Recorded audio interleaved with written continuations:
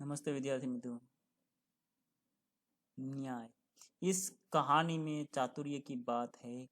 एक मित्र यात्रा पर जाते वक्त अपनी सोना मोहरे मित्र के यहाँ तेल के डिब्बे में छुपा के जाता है। यात्रा से वापस आने पर उसे अपनी मोहरे नहीं मिलती। वह काजी से फरियाद करता है। अंत में हसन नाम का एक लड़का अपनी चतुराई से सच्चा न्याय करके अली खाजा को मोहरे वापस दिलाता है। यह रोचक कहानी न्याय और बुद्धिमत्ता की एक झलक देती है। तो देखते हैं इस कहानी में। पुराने जमाने में इराक की राजधानी बगदाद में एक व्यापारी रहता था। नाम था उसका अली खाजा। व्यापार करते करते जब उसके पास 1000 सोने की मोहरें इकट्ठी हो गई तो उसने मक्का शरीफ की यात्रा का निश्चय किया। पुराने जमाने एक व्यापारी था और तेल का वो व्यापारी के व्यापार करते करते बहुत सारे पैसे इकट्ठे हो गए। मोहरे रुपये सिक्के इकट्ठे हो गए तो उसने मक्का शरीफ की मुस्लिम लोगों की एक पवित्र यात्रा मानी जाती है, वो यात्रा करने का निश्चय किया। क्योंकि वह अकेला था, उसने अपनी जमा पूंजी अपने मित्र के यहाँ रखने का निश्चय किया। वो अकेला था, वो यात्रा पर कर चला जाए तो अब उसका घर पर कोई रहने वाला नहीं था, तो उसने जमा पूंजी जो कुछ बचत की है वो सब मित्र के यहाँ रखने का निश्चय किया। यात्रा के खर्च के लिए उसने 500 मोहरें अलग रख ली। फिर एक गड्ढे में बची हुई मोहरें डालकर तेल भर दिया। अली खाजा पड़ोस में अपने मित्र वाजिद के घर गया। पड़ोस में उसका मित्र वाजिद रहता था, उसके घर जाता है। उसको अपने यात्रा के बारे में बताया और कहा, यह तेल का गड्ढा मैं आपके घर रख कर जाना चाहता हूँ, मक्का से लौट कर ले लूँगा। वाजिद ने अपने तहखाने की चाबी उसे देते हुए कहा कि आप अपना गड्ढा तहखाने में रख आइए और जब आप लौटे तो उसी स्थान से ले लीजिए। अली खाजा गड्ढा रख कर यात्रा के लिए निकल गया। अली खाजा गड्ढा रख कर यात्रा पर निकल जाता है। तहखाना में रख दिया। एक दिन वाजिद के घर दावत थी। तरह तरह के पकवान बनाते हुए तेल खत्म हो गया। रात का समय था। वाजिद की बीवी ही अपना सिर खुजलाने लगी। तभी उसे अली खाजा के तेल के गड्ढे की याद आई। उसने वाजिद से कहा, आप तहखाने में रखे तेल के गड्ढे से थोड़ा तेल निकाल लाइए। इस समय बाजार तो बंद है। कल सुबह बाजार से नया तेल लाकर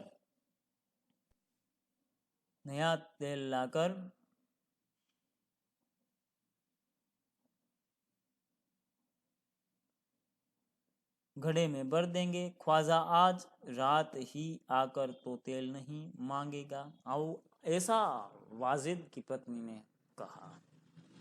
बीवी की बात सुनकर वाजिद तहखाने में गया। जब घड़े की सील खोलकर उसका ढक्कन खोलकर तेल निकालने लगा तब घड़े में से सिक्कों की आवाज आई।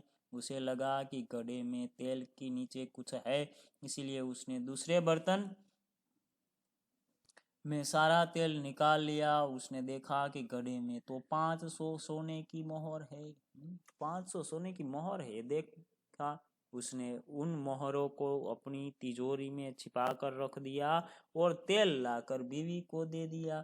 अगले दिन उसने बाजार से नया तेल लेकर घड़े में भर दिया। उसे वैसे ही सीलबंद कर दिया जैसे कि ख्वाजा अली ने किया था। फिर ऐसे ही घड़ा पैक कर दिया जैसे ख्वाजा अली ने पैक किया था। उसमें से 500 सोना मोहर थी, वो वाजिद ने निकाल ली। कुछ दिनों के बाद ख्वाजा मक्का की यात्रा से वापस आया। घर में अपना सामान रखकर वही सीधा वाजिद के घर गया और अपनी यात्रा की सारी बातें बताई। फिर वो अपने घर जाता है, सामान रखकर सीधा वाजिद के घर जाता है, यात्रा की सारी बात बताता है। फिर तेल का घड़ा लेकर वह घर आ गया।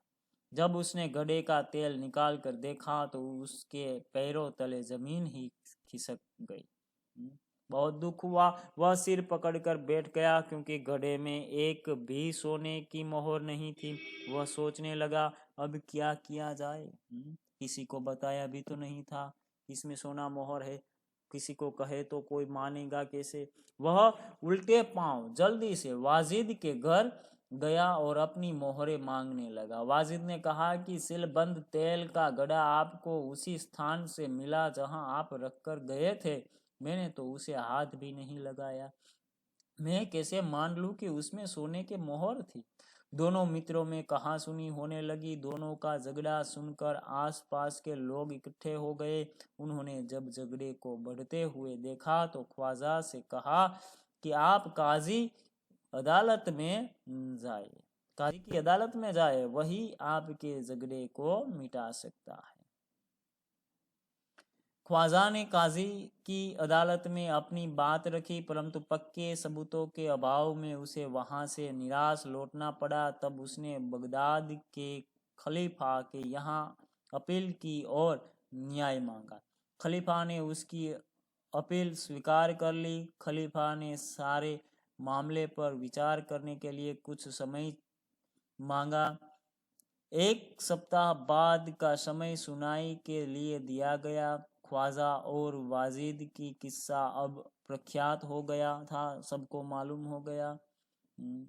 खलीफा एक दिन अपना वेश बदल कर शहर में घूम रहे थे, तभी उन्होंने कुछ लड़कों को न्यायालय का खेल खेलते हुए देखा।